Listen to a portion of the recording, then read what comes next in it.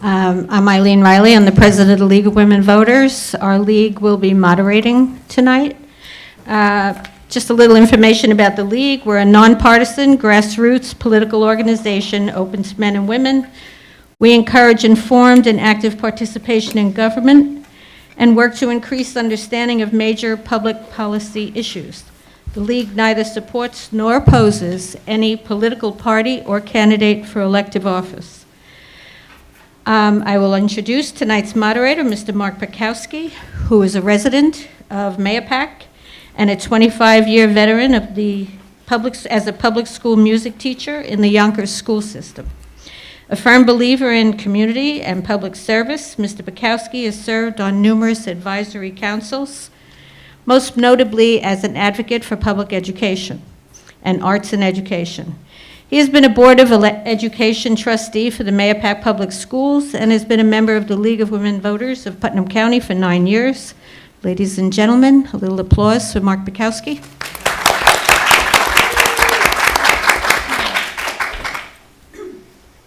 Thank you, Eileen. I think Eileen may have omitted, we represent the Putnam County League of Women Voters. No, I don't think you said anything. Anyway, it's a pleasure to be with you tonight. I look forward to tonight's event. As Eileen told you, my name is Mark Pikowski, and as you can see, the name is a little misleading because I am indeed a member of the League of Women Voters. And we hope that all of you, both here tonight and in our viewing audience, will consider joining the League for the good work that it does in providing civic discourse and education on public affairs. Thank you all for being here tonight to participate in the Putnam Valley Central School District Board of Education Meet the Candidates Forum. I will be the moderator for tonight's event. I am not a voting member of this community, and I apologize in advance if I mispronounce anybody's name. Ladies and gentlemen, we're here to listen to the candidates who are seeking election, and it is important that we give each candidate the opportunity to make the best use of the time allotted for this program. Tonight's forum will end by 7 p.m. I ask that you refrain from applause during the program, as it will take up time allotted to hear from the speakers. Index cards were handed out and continue to be available here in our library for you to write out questions to present to the candidates. Additional cards are needed, are available if needed, and please return your completed index cards to Ms. Riley, our League of Women Voters President, who will vet the questions before they are asked of the candidates. You are advised that the questions posed to the candidates may not be personal in nature and are to address the position that the candidates are seeking. Throughout the debate, no comments of a personal or abusive nature will be permitted and will be ruled out of order. No calling out or heckling will be tolerated, and those who cannot conduct themselves properly will be asked to leave the room. At this time, we request that you please turn off all cell phones and other electronic devices. Personal videotaping of this event, for your information, is not permitted. So now, at this time, allow me to introduce the candidates for this year's Putnam Valley Central School District Board of Education trustee. There are 2 available seats, and the candidates are Janine Ruffo, Mr. Tom Sawyer, and Ms. Jeanette Yetter. Please give them a round of applause.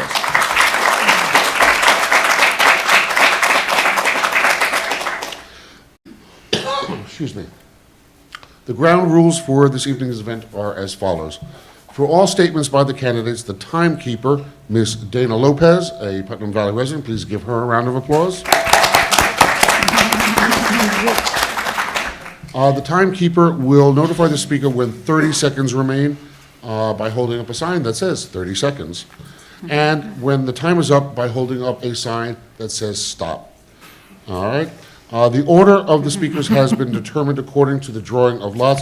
As you can see, we have Mr. Sawyer as first, Ms. Yetter as second, and Ms. Ruffo as third. Each candidate will give a 1-minute opening statement. Later on, for the closing statements, the order of speakers will be reversed. So we'll now begin with our opening statements. Mr. Sawyer, please. Good evening, everyone. Thank you to the Putnam Valley Federation of Teachers and for the League of Women Voters for putting on this event. I appreciate it.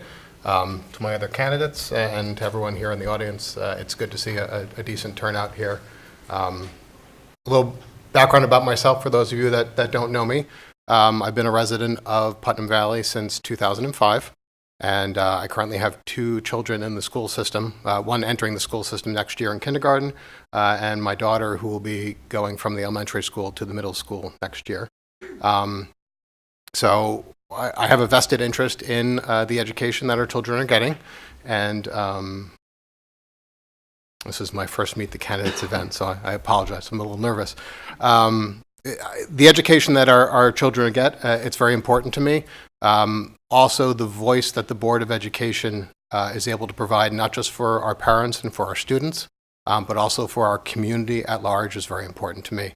I know that obviously that the parents are a very important voting bloc. I believe our community at large is also a very important interest to represent. Thank you. Ms. Yetter? Sure. Thank you also to the League of Women Voters, PVFT, and all of you in attendance tonight. It means a lot to us to see people in the audience. My name is Jeanette Yetter, and my husband Gene and I moved to Putnam Valley about 25 years ago. I am the very proud mother of Ryan and Mark Yetter, and both of our kids, went through Putnam Valley Schools K through 12. I have worked for United Healthcare for over 25 years in the quality improvement sector and have had opportunities to communicate, encourage, collaborate, and build cohesiveness in my roles. I've had the opportunity to serve the community of Putnam Valley in numerous volunteer positions in the school, as well as opportunities to direct and guide through various programs within our county, such as Putnam Community Cares, an organization that assists families when a parent is going through a medical illness. I'm a strong advocate for the strength of our public schools, and I'm choosing to serve so that I can help build processes and programs that will enhance our schools. Thank you. Thank you. Ms. Rufo? Okay, my name is Janine Rufo, and even though this is not my first Meet the Candidate night, it's still a very nerve-wracking experience, but I am wearing my Meet the Candidates night's jacket, which I have worn all 3 times that I have sat at this desk. I have been on the Board of Education for the past 9 years.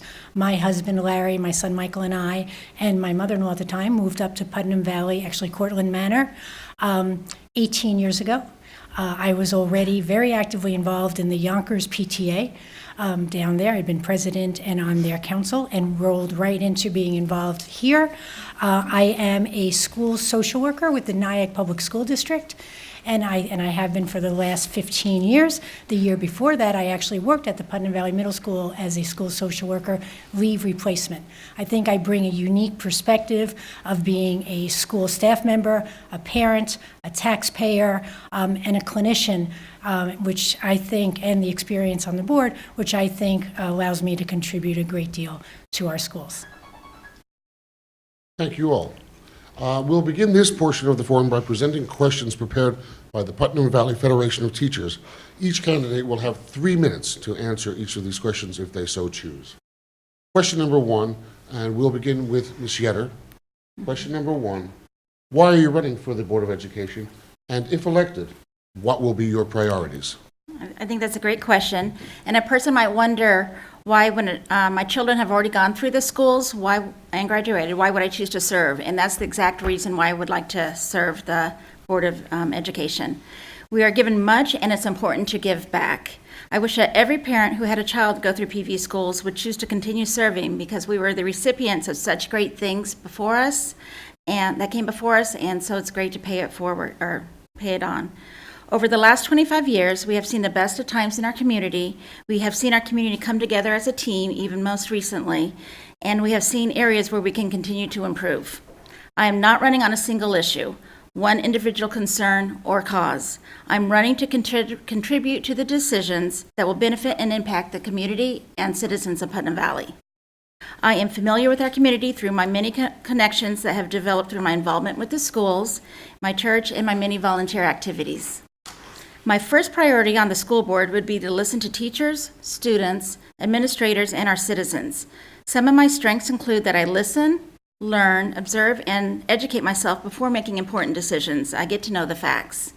Continuing to look at ways to keep our students safe, supporting our teachers as they shape our students into people of great character, and to research and delve into the fiscal strength of our district to ensure we are supporting the mission of our district will fall under the umbrella of first priorities for me. Thank you. Ms. Yetter? No, Ms. Ms. Rufo. Rufo? My name is Janine Rufo again, and I'm running for the Board of Education. For one, being part of the Board of Education, I feel, has become a part of just who I am. I've been serving for 9 years. I also ran the year my son graduated high school. His picture's up there, the 2010. One of the signs I ran on was "Vote for Rufo's Mom," because he was more popular at the time than I was. I think we have now transferred that, and I think I have better name recognition than he does, but we'll see. The reason I'm running is, as I said earlier, I think I bring a unique perspective. I think I am an excellent communicator, and although I am nervous right now, I've become very familiar facing this bank of cameras and being able to really help run a meeting and facilitate a meeting and try to meet the goals of each meeting that we have each year, every other week, sorry. I also think sometimes it could be probably viewed as wishy-washy, but I have an ability to view all sides of a perspective, and I'm looking at Val Fitzgerald in the audience, who I served with. I can always see the other view. So it makes me able to make very balanced decisions, and I'm willing to hear other arguments, which I think the more informed a decision is, the better the decision is for the school district. My priorities, and one of the main reasons I'm running again after 9 years, is I think one of the best things I did for the school district was I brought us Dr. Fran Wills. I tried to talk her into staying. She has decided that is not going to work, so she is retiring. For those of you who don't know, she's our superintendent. And I really felt it's important to have some leadership consistency since our district leadership is going to be, administrative leadership is going to be changing. I thought it was important to have board leadership stay somewhat consistent. So my number one priority will be ensuring a smooth transition to a new superintendent. Everybody brings their own vision. It would be foolish to throw out all of the great things we've done in the last 6 years and beyond that. As Ms. Shetter said, you know, this district graduated our first high school in 2004. So we have many years of providing excellent services to our children, but each superintendent brings their own skill set. The facilities project is going to be a priority. My grandfather owned a bakery. He always said the eye eats first. If your facility looks good and your children feel comfortable, they're likely to perform better. And then a personal priority, again, I'm a school social worker. First, I would like to assess the current allocation of staff and ensure efficiency. Our enrollment is somewhat down from 9 years ago, and I want to make sure we're being efficient. But as a clinician, I want to work with administration to organize our clinical services to make sure we're including both preventive skills and trauma and crisis support. Thank you. Thank you. Mr. Sawyer. So I thought the question was kind of funny. Why are you running for the Board of Education? And if elected, what will be your priorities? Most of the time when people have asked me that, they usually say, why are you running for the Board of Education, and are you crazy? I think it speaks a lot to have, you know, 3 good candidates up here. It's not a obligation or responsibility that I take lightly. I think that running for the Board of Education is a chance for me to be able to give back to my community. I think that's one of my primary reasons for running. I also, as I said before, I have 2 children that will be in the school district next year. I have a vested interest in their education and how they perform and what kind of environment we're able to provide for them. So that's why I'm running. My priorities, again, education is first and foremost. We're a school system. We need to provide a safe and secure environment for our children to learn. We need quality teachers. We need resources for those teachers, everything that goes with that education package. At the same time, we need to be cognizant of the fact that our school is funded by our community. Our school money comes from taxes. We have a large base of families that are families without students now in the district that have lived here for many generations. In some cases, the taxes force them to, you know, make some tough decisions as to whether or not they can maintain Putnam Valley as a community. We also have the concept that if our tax base switches to, you know, to be too expensive, we kind of lose some of that the socioeconomic value of having a a broad base of types of families, different experiences, different backgrounds, different perspectives. I grew up on Long Island, where I grew up. You know, the breadth of incomes that were in my town tended to be on the high end, and unfortunately, you know, my parents were forced out by high taxes when I moved out of Manhattan, got married, and was looking for a place to establish a family. I would have loved to have moved back to Long Island, but I couldn't. It was too expensive. I don't want that to be the situation that my children face when they finish Putnam Valley schools, when they go on to college, when they graduate, when they want to start a family. I'd like them to be able to come back here to Putnam Valley. My background, and I know we'll get to this, I don't have an educational background. I've never worked in the school system. I have a corporate background. I'm an IT person. I've been in the corporate world for 20 plus years. I've managed teams of people. I've been responsible for large financial budgets, a lot of contract negotiations. I feel that we have a very good, strong base of educators on the board, and that it's good to have another perspective. Thank you. The next question will begin with let's see, Ms. Rufo. Ms. Rufo, the question is, what is your experience with public education? What is your vision for education in this community? And please describe what a quality education looks like to you. Okay, thank you. As I stated in my opening remarks, I have been on the Board of Education for the past 9 years, serving as its president for the past 6. I've also worked in a public school district as a school social worker for the past 16. Prior to that, I worked in foster care as a social worker and often was on the other side of working with children who were going into school districts. So I've been advocating for children in schools for a number of years. I was on the PTA in Yonkers and very involved with the PTA up here prior to serving on the board. Also, I am very proud of my role on the board. I also moved to Putnam Valley. We kept driving north until we can afford a house in Texas that could also fit my mother-in-law. I also would have liked to stay in Yonkers or Westchester and just couldn't touch it. So making sure that this community is affordable to everyone in it is very important to me. And I am very proud that our budgets have come in while I've been on the Board of Education at significantly below the tax cap most years, and actually have had 2 years without increases at all, when I've had other school districts say to me, "You're crazy, you know that's going to affect your spending." But we did some things in terms of our reserves to do that because it was a time of recession and it was at 2008 and all of those times, and we felt it was important to do that.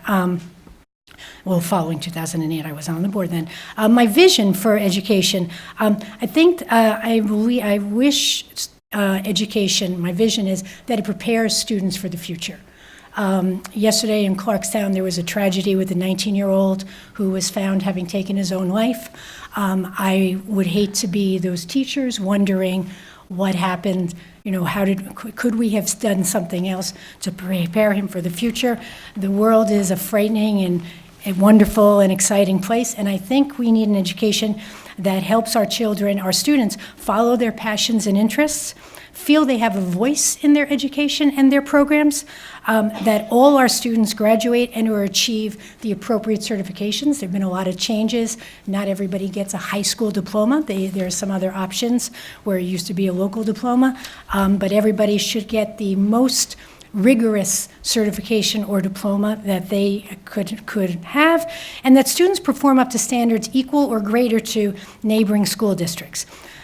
You know, the next question to me is very similar. A quality education prepares students for the future and ensures that they're ready to take on their challenges, yet at the same time is fiscally responsible and ensures that there's a community for a quality community for our students to live in, learn, and grow in. Thank you. Mr. Sawyer. As I said before, my background is not in public education. I've been serving in a corporate capacity for 20 plus years in information technology, primarily in the banking field. Right now I work for one of the largest banks in the world. It's a corporate bank here. It's a kind of like a Chase in Japan. We're a very large organization. one of the things I've learned coming from a corporate environment is that a budget is never a guarantee. It's something that you have the luxury of having through the job that you do. Some years are good, some years are bad, and so the experience I take away from that is sometimes decisions are hard to make, but you need to make hard decisions in order to meet your requirements. As Janine said, the years that we were able to prevent any sort of an increase, that's phenomenal. I think if you look at other districts, they would think you're crazy. It's hard. It's hard to meet that bottom line. It's even harder to reduce it. But I think for the future of our community, that's something we need to look hard and fast at. So what does my vision for education look like in this community? I think an education has to evolve. So you have your basics, you have your math, you have your sciences. All of that is kind of static. Sure, we have Common Core, we have new ways of learning. I got to experience that myself with my daughter coming into the elementary school as Common Core was being introduced and seeing her come home with math homework that for me was quite interesting because a lot of what I see, especially with the way they treat math, is it's very almost program-oriented from a computer perspective. They're learning number arrays. They're learning all these new ways of thinking and teaching. I know a lot of people didn't like Common Core, but I understand the concepts behind it. I think it's good to embrace that. I also think it's very important to not just teach our students, but also teach our teachers. With technology that's constantly evolving, with new ways of teaching, with new skills, with supporting the student as a whole, it's important that we provide our teachers an appropriate education along with our students. Our students are going to obviously learn from the teachers. The better that we can prepare them, the better that we can educate them, the better served they are to educate our students. Thank you, Sharon. To talk about why we moved here is, I was working in Connecticut, my husband was in New Jersey. We drew a circle and it was Scarsdale, so we just kept going up. And that's how we ended up in Putnam Valley. So as I shared earlier, both my children attended Putnam Valley since they were in kindergarten. And because of Putnam Valley schools, they were prepared for the next step. Mark will graduate next year with a degree in computer science, and Ryan, my oldest, is utilizing his mechanical engineering degree from Binghamton now out in the workforce. So I've had the privilege of filling, so the school has set them up for success. I've had the privilege of filling many roles while on the PTA through the years, such as committee coordination, recording secretary, vice president, president, high school building steering committee, and had volunteered and participated in many activities with Putnam Valley Education Foundation, with various sports booster clubs, and all of these have granted me the opportunity to be visible and active in the schools. I continue to listen and learn from those currently serving in our district and keep current on strengths and challenges that many longtime PV educators. And I choose to still receive the district communications via email, and I watch the Board of Education meetings via live stream whenever possible. So through the opportunity to serve in various roles within the district, I have learned the importance in communicating, encouraging, and listening, and how to work cohesively on teams. Although I work in the private sector and not in public education, I am proud to have sisters that have devoted many years to public education as a teacher, guidance counselor, reading specialist, and a principal, one that now is a namesake for a public school in Arlington, Texas. So to Jerry Carlin, it can be done. A quality education quite possibly looks different to all of us. All of us have children of different needs and desires. My two kids, one was in sports, one was in computers, very different. In determining what a great education looks like, I look at what we want our children to be when they graduate and see what needs to happen in previous years to achieve this goal. I believe the end result of a quality education is one in which children go on to do things upon graduation that will make our world a better place. In order to do so, they need teachers in all grades who strive to push our children to take risks, collaborate, and learn how to work as a team. I see a quality education that has programs and people embedded in the years to help build strong character. I see a school in which students and teachers show and respect each other in the classroom and are safe physically and emotionally. I see opportunities provided for children when they can refine areas of strength and talent and prepare to cultivate these gifts more in college, the military, in the workforce, or studying trades that will support them in life. The outcome of a great public education is one who graduates students who will make a profound difference in this world. Thank you. Thank you. Ladies and gentlemen, we have one more question provided to us by the Putnam Valley Teachers, Federation of Teachers. So at this time, I'd like to remind you that we have index cards here for audience questions. If you have any interest in asking a question, please take the time now to get a card or ask for a card, fill it out, and provide it to our league president for vetting, and we would be happy to present them to the candidates after this. Mr. Sawyer, we're back to you, sir. You're first. The third question provided by the Federation of Teachers is this. What do you see as the greatest strength of the Putnam Valley Central School District, and what do you see as its greatest weakness? So I think the greatest strength of the Putnam Valley School District isn't just the district itself. I think it's the community. I think we're very lucky in Putnam Valley. We have a lot of parents that have a very vested interest in their students, in their education, in their activities. There's usually, perhaps with the exception of school board nominees, no shortage of volunteers whenever they're needed, whether it's chaperoning something, whether it's overseeing a club, anything like that. We have a very involved community, and that's good. A lot of communities, you have teachers, schools, just a drop-off thing to keep their kids occupied. Sure, they're getting an education, that's great, but we have families that really are interested, really involved. They follow the sports teams, they support the school. When good things happen, we as a community celebrate. When bad things happen, we as a community mourn, but we always come together as a community, and I think that's something that our district is able to build upon, and it's very important. So that's our strength. Our weakness, as I said before, I think our weakness as a district is the financial burden that it places on our larger community. It's easy to say. It's easy to come up and if I'm elected, I would just be a single voice. But I think there needs to be a very strong advocate for costs. I think that's something that's always on the board's mind. We need more people to advocate for that. I think that our weakness as a community is that we risk losing the cohesiveness. We risk losing a lot of the history that Putnam Valley is based upon. If we start pricing out the older families that have been here for generations, families that have seen their kids, their grandkids themselves go through the school system. So we need to really, really focus on cost consciousness as a board. If we don't, like I said, we risk losing a lot of that history in Putnam Valley. We risk alienating a lot of the society. If we do a better job as a board, controlling costs, communicating to our community at large, budgets are easier to pass, things are easier to get done.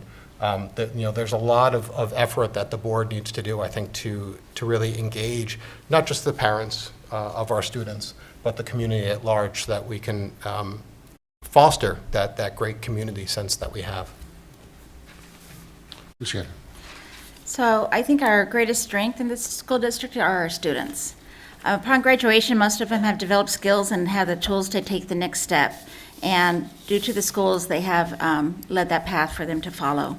Our children have numerous opportunities to participate in various events in the schools that build character, knowledge, and experience, such as the plays, the spelling bees, sports, one-act plays, stage crew, science research, chorus band, a cappella, robotics, the list goes on, and our children really have an opportunity, our students have an opportunity to participate and be well-rounded.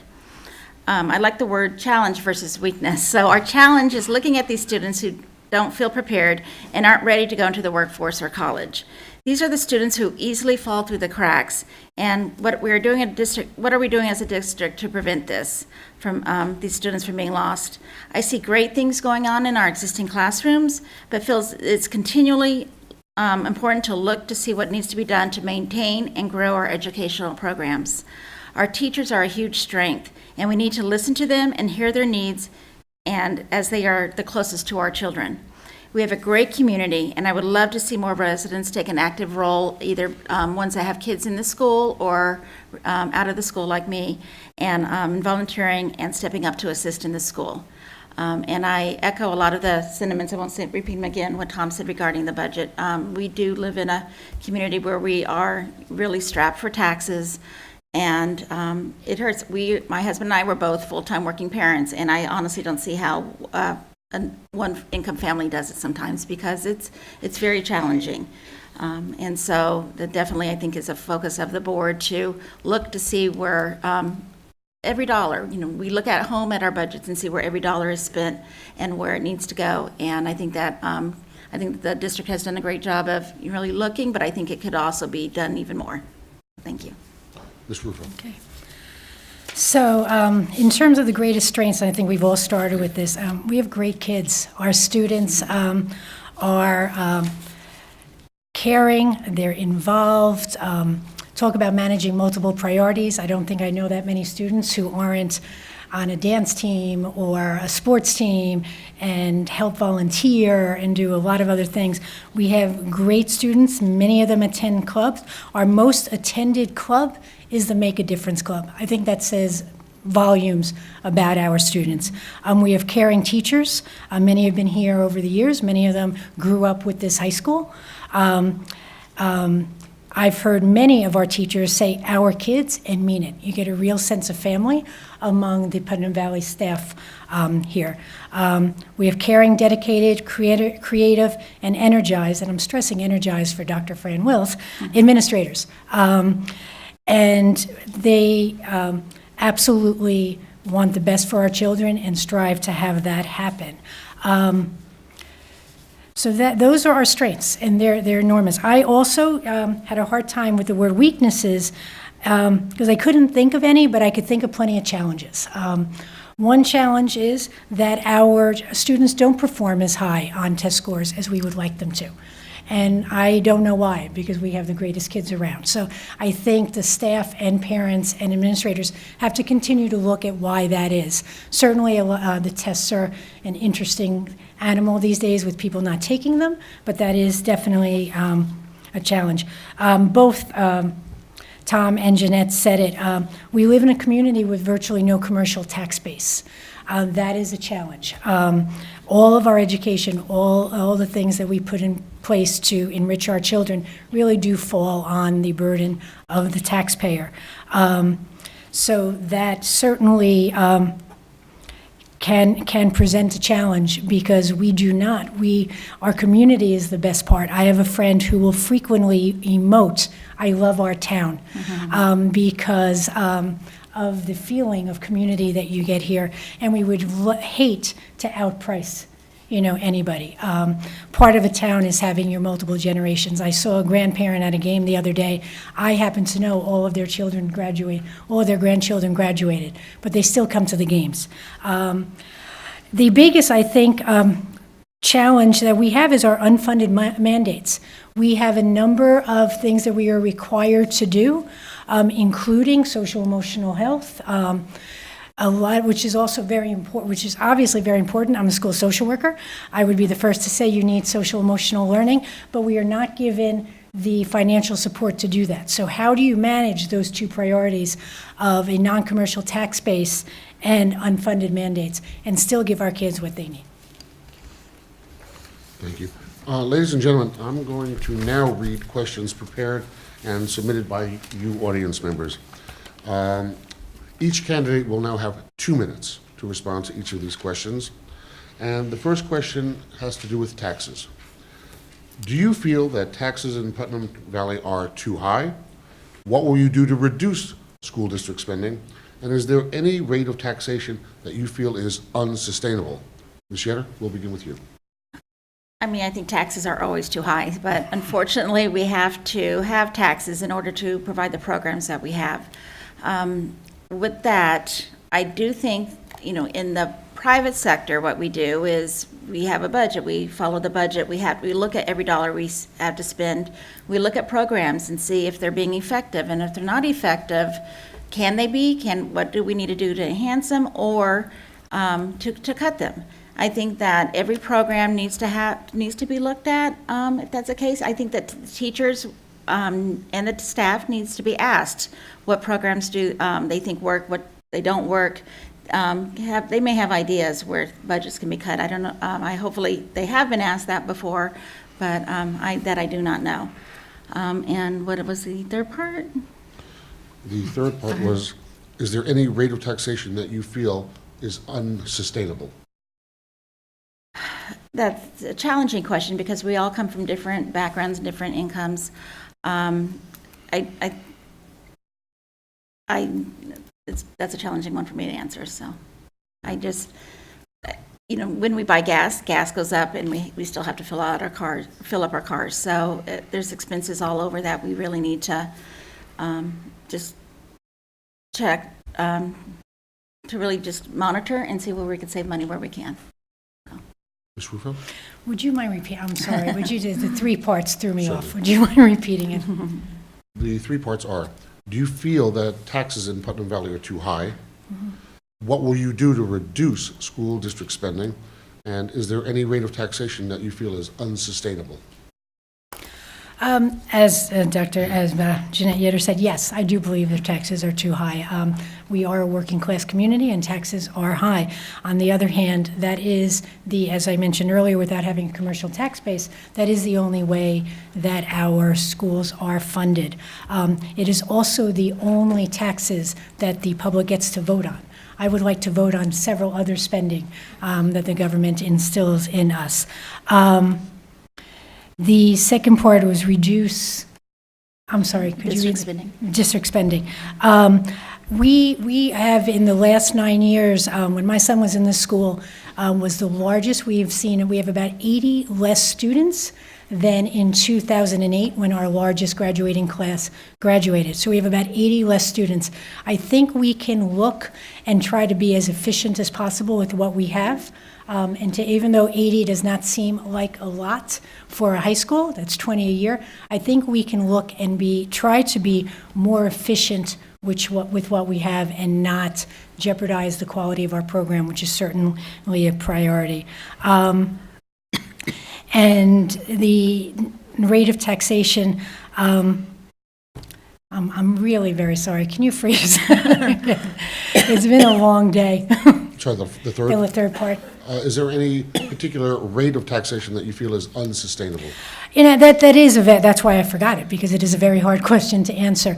I do think we have to always keep in mind that we are a very broad, economically based district with a very wide range of incomes, and the diversity is a value here at Putnam Valley, and we do have to try to, I think the best thing to do is just make sure we are as efficient as we possibly can with every dollar spent, and really look at that, and that will keep us from becoming untenable, hopefully.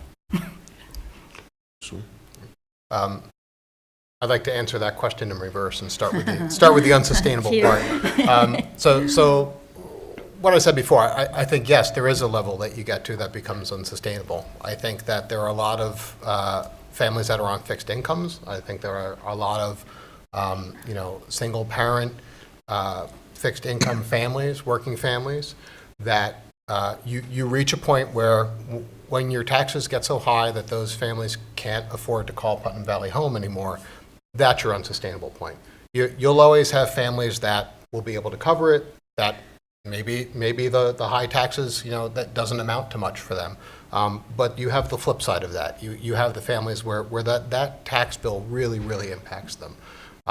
So when you get to the point where, and there's no percentage number, but you reach a point where when those families are having to make hard decisions, that's kind of the unsustainable point for me. And in some ways, I think we're there already. In some ways, I think we're getting there. Maybe it's only at 2% a year rate, but 2% every year on a fixed income for a family that's already struggling to meet that tax bill is going to make them make hard decisions.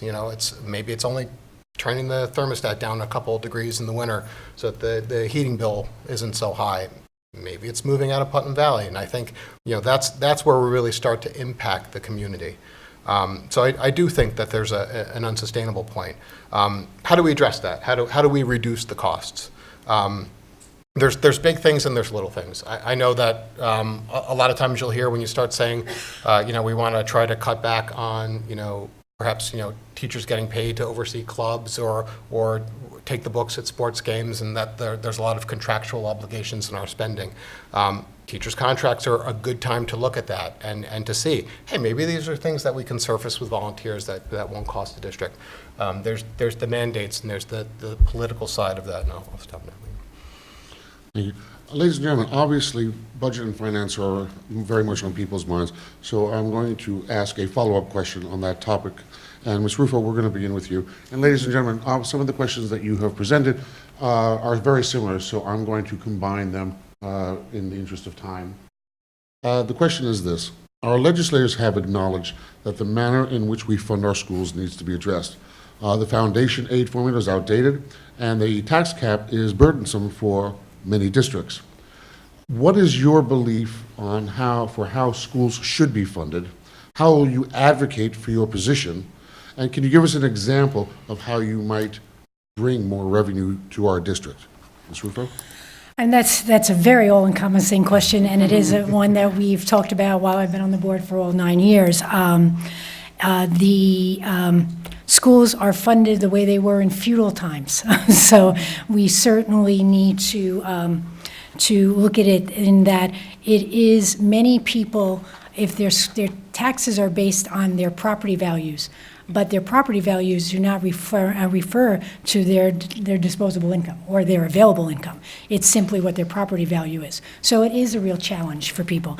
I do think there should be, and there's certainly been a lot of legislation over the years, there needs to be some formula that keeps in mind both property value, income, some combination of those things, because one alone is really not doable and not appropriate. And I do think it does result in people having to leave their homes, at a certain time because they can't, their home says they can afford it, but their daily expenses say they cannot. I think there should be some kind of combination. I think one of the weaknesses in Putnam Valley is we have virtually no commercial tax base. So the entire burden of the funding our schools falls on the individual taxpayer. So we've certainly done a lot of this, but it does behoove us to try to find alternate streams of funding, alternate mechanisms, and to continue to lobby Albany and the state for different ways to fund our schools. And as I mentioned before, the unfunded mandates, I'm we this year are required to bring in another guidance counselor or clinician to help address the social emotional crisis that exists, throughout New York State. But there's nobody's telling you how to pay for it. They're just saying do it. So we need to figure out. Yes, those are good ideas, but we need to lobby to say if it's a good idea, give us the money to do it. Help support us. Mr. Sway. So Janine, can I mention this? I think part of the role of the Board of Education isn't just talking to our community, it's talking to our legislators. It bothers me a little bit when I hear it say, we need more funding from the state. That funding from the state comes from us. Mm-hmm. It's shifting the dollars coming out of one side of the wallet instead of the other. Is the impact lessened perhaps when it's coming from the state? It seems like the money is magically coming from somewhere. That's great.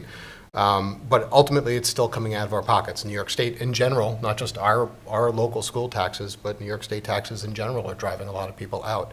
I think it's on us as a board to try to work legislatively to reduce some mandates, to seek funding for some of those where we can to lessen the immediate local burden. But again, a lot of it goes back to our spending. I'm not going to, pretend that we can magically change Albany in a year, in 4 years, in 10 years. It's been this way for a long time, and the headwinds are against us trying to influence that change. But we have to try, and we can certainly impact our budget locally by really looking at what our costs are. big or small, every penny that we can save is a penny less taxes that we're charging to people. I mentioned the contracts before. I have a lot of experience negotiating contracts with large vendors, $1 million contracts for software, for services. Things are always negotiable. We need to really look hard at the money that we spend, understand that that's money coming out of the wallets of our community, and do our best bargaining to save, to make that a sustainable source. Ms. Yetter. I think we're all three in consensus about funding in Albany. I would add the property value, when you mentioned the property value income, to maybe even put age in that mix, if there was some type of opportunity more than the STAR to do some less burden on our elderly population for taxes. But again, that's at the state level. What we've talked, if we had a magic store in our town, I think would be open. I know that Sam and the town has worked hard on bringing business what they can to the town, but it also has to be sustainable, and we've all had challenges with that. So funding into this town or into the schools, I think, is challenging. Not that it's not doable, it's just challenging right now. But I do think what we need, I haven't negotiated contracts, but I have worked on budgets. And I do think that we just need to really look at the dollars that are spent, the dollars that we have. We know there's fixed costs such as salary and contractual costs, maintenance, et cetera. But we really need to look at every dollar and see if we're spending it the best way, and to spending it on our children, on our students, because that is really the focus here. And we need to make sure that they're a priority and that they are, their needs are met. Thank you very much. Mr. Sawyer, the next question will begin with you, sir. Communication is a word that comes up frequently in these forums. The questions are these. What will you do to learn what the community wants and needs for our district? And what will you do to communicate back to the community the decisions and the reasonings for the decisions that you have been making? Okay.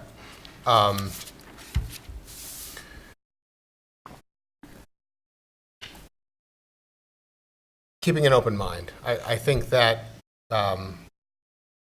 if I'm elected to the board, my door would always be open. I think that probably stands for, from what I've seen, I think that applies now to the current board.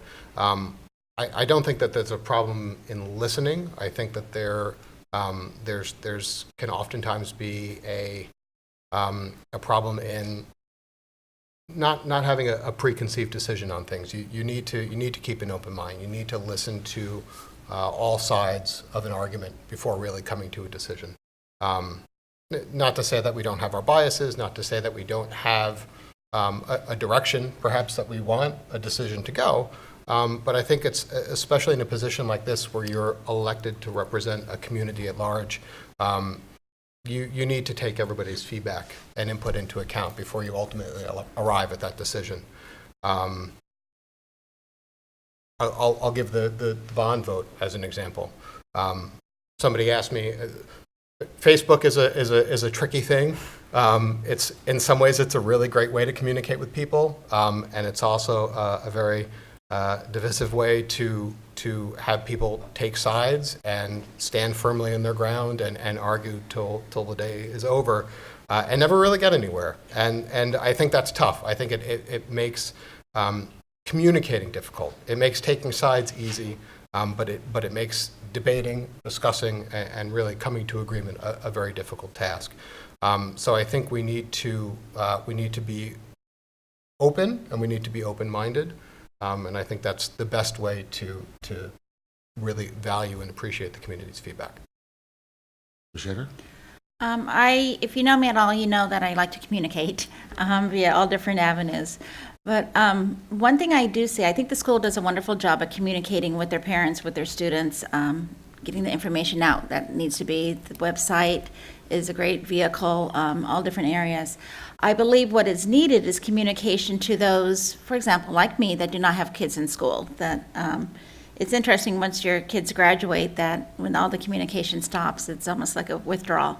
But between that also, and with the events that are happening between the board events, the plays, the just different activities, I think that the taxes, the tax vote, for example, we know we're getting a mailing tomorrow with the tax information. We know that this was set up recently, but to be able to communicate that out larger, I think is definitely very important. So we need to find an avenue where we can do that more effectively, I think, to those that do not have kids in the school.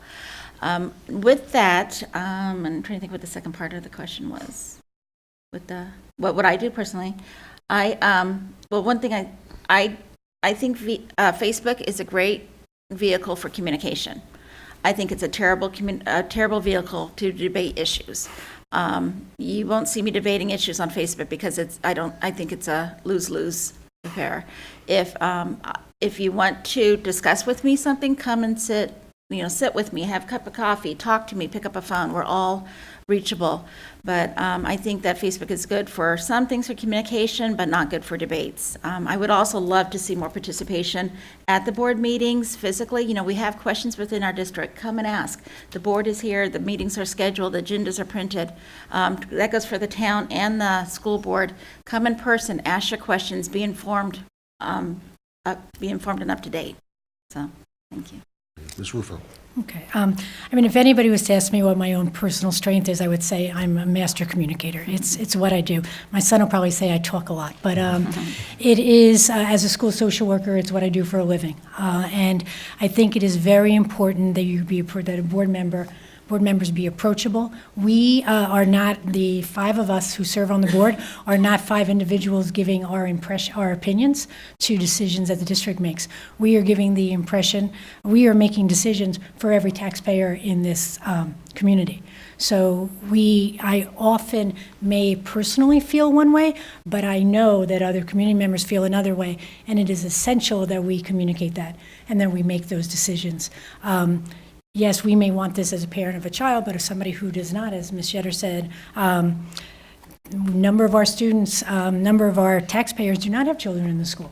So we want to make sure that all of their voices are heard. Having said that, sometimes it is very frustrating serving on a board of education because our prime job is to hire the superintendent, who then hires the staff, who then makes all the decisions. So sometimes people will come up to me and say, we need to do A, B, C, and D, and I may agree, and I will certainly bring it up, talk about it, nag, present cases, find out if other people feel the same way. But we have to trust that the administrators we hire are going to make those right decisions. If we continue to see that that's not happening, that the decisions being made by our staff are not in the best interest of our community, then we have to look at union administrators. So it is, sometimes it may look like we're not listening. We are listening, and there's a process. But please keep talking, because that's the most important thing. My son is out of the school 9 years. Although I'm around a lot, I need to know what you as a current parent feel. Thank you. Thank you. Ladies and gentlemen, we have a lot of interest from the people here in the audience. Unfortunately, our time is limited this evening, so we are down to our last question of the evening before your closing remarks. And once again, I'm going to combine a couple of questions that appear to be rather on the same topic. And these have to do with you personally. If you were asked to sit or lead a new district committee, what would be of great interest to you? And what do you hope to achieve by being on the board? Ms. Yetter, you're first. Well, going back to the last question, I would choose communication. So I'm one that likes to inform people as well as be informed. So I would work with the district, work with the different schools to communicate the activities that are going on at the school and as well as within the schools. I hear sometimes that there could always be, communication can always be improved. And so that is something that I would like to work on within the schools and to communicate out to the district, out to the taxpayers. Ms. Rufo? I would say, for me, it's social emotional learning and social emotional health. Yes, I am a social worker. I can't help myself. But I think a sign of a good school district is to find out how their students are doing 6 years after they graduate. And we are hearing more and more that students are struggling, that when I hear that third and fourth graders have school avoidance stress and anxiety because school frightens them and they can't come to school, that's terrifying. And we're seeing that more and more, which is why recently we have an unfunded mandate to increase our clinical services. All districts are required to add a guidance counselor or other clinician to provide a particular program. I believe in the program. The unfunded mandate is a burden, but I believe that we need, as a community, to help our children learn to deal with disappointment, to be able to solve problems without jumping in and fixing it. We are the fix-it parents. I don't want to say helicopter parents, but we do jump in. Every child's journey is different. Every family's journey is different. And I think we have to really work to help increase the comfort with discomfort, and the comfort with fixing challenges and figuring out problems and dealing with different perspectives. That would be a committee that I would love to see, that comes from all people, including our former parents or senior citizens in the district, are not yet parents. What are you looking for in education, those of you who have 2- and 3-year-olds? Our teachers and all taxpayers, how can we prepare our students for this world? How can we make them comfortable when they are uncomfortable? If I ask all of you, nobody has gone through their life without having moments of discomfort. It's crazy to think our children should, and we have to help prepare them for that. Thank you all. Mr. Sawyer? No, Mr. Oh, Sawyer I'm didn't answer that sorry. question. I told you it was going to happen. I thought you waited till the end. That was good.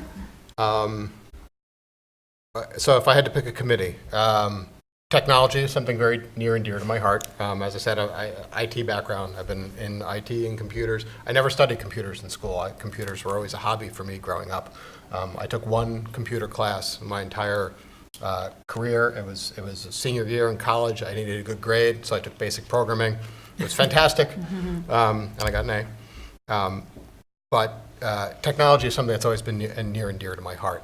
So if I think that technology for our students these days, obviously it's a large part of our lives. I think it's transformative to what it brings to education. Just we're in a library. We're surrounded by books.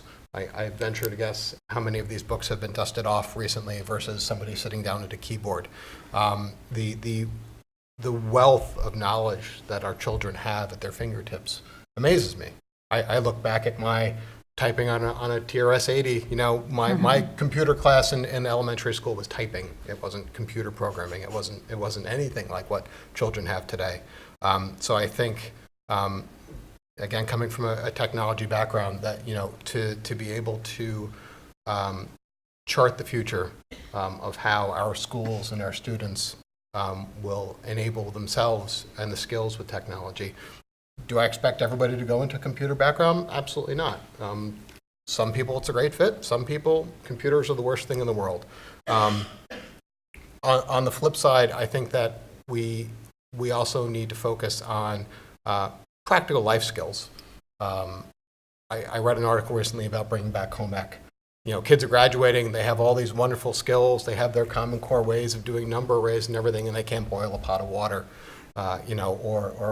Just simple things, balancing checkbooks, understanding how, getting a job and paying taxes works, things like that, are good things to know. That's my time. Now, thank you all very much. My apologies again, sir. Ladies and gentlemen, it is now time for our closing remarks. And as we stated earlier, the remarks will come in the reverse order of our opening statements. So, Ms. Rufo, we'll begin with you. Thank you. So in my first Meet the Candidates night 9 years ago, I used the quote, and I said, Spider-Man said, or Peter Parker said, with great power comes great responsibility. I remember I said that because my husband and son corrected me and said, Peter Parker didn't say it, his Uncle Ben said it. So it is very annoying to have Marvel fans live in your home with you. But I remember saying it because A, I thought it was a good soundbite and it would sound great, and because not being on the Board of Education, it sounded important. It really does sound like the board is a very important role to be on. You're making decisions about people. 9 years later, I make decisions every single day as a board member that affects people's lives. whether it's directly their livelihood about their jobs, whether it's their livelihood about whether they can continue to afford to live here, whether it is their livelihood about how they're prepared to how they're going to make their livelihood. Every single board decision, from whether what bus company we use to what teacher we hire, affects somebody's life. It is not to be taken lightly, and it is something that I respect and honor that I've had the last 9 years to do. Thank you. Ms. Shetter. Okay. So again, I want to thank the Putnam Valley Federations of Teachers for hosting this tonight, the League of Women Voters, and all of you for participating, for attending on this rainy day. I also would like to thank the candidates that are up here on this table, that they're showing their vulnerability to be up here in front of you to put themselves out there to support our community, and I think that shows a lot of character. So thank you. For many years, I've sat in this audience. I've been to meet the candidates or the board meetings, and I am ready to take the next step to come around the table and be a part of the Board of Education. I encourage everyone to go out and vote on Tuesday, May 21st, 6 a.m. to 9 p.m. at the elementary school. And I would encourage you to vote for Jeanette Yetter. So when you have that decision to make, so I would be honored if you would consider me as one of the candidates. Thank you. Mr. Sawyer. Thank you again to our moderator, to our hosts. I want to thank everyone for coming. I think it's important that even if you're not voting for me, if you're voting for Janine, if you're voting for Jeanette, it's important to get out there and vote. There's typically 400 or so voters for a school budget vote.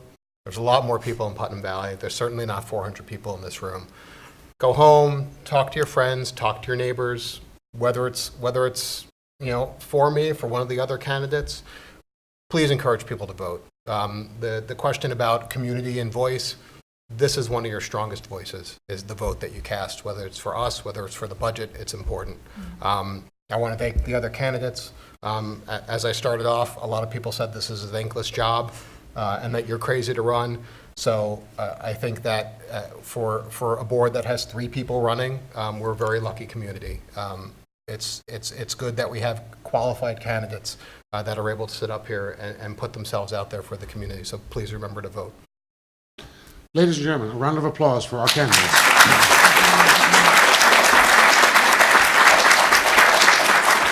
One more time, and again, thank you to our timekeeper this evening. And thank you to the Putnam County League of Women Voters for hosting the event this evening. We'd also like to thank the Putnam Valley School District and the members of the Putnam Valley Federation of Teachers for hosting tonight's forum. We have a round of applause for them as well. On behalf of the League of Women Voters, I would like to thank you all for attending this evening and encourage you all to go to the polls on Tuesday, May 21st. The polls will be open from 6 a.m. to 9 p.m. at the Putnam Valley Elementary School. Thank you all and have a good evening. Thank you. Great job. Yeah. That was good.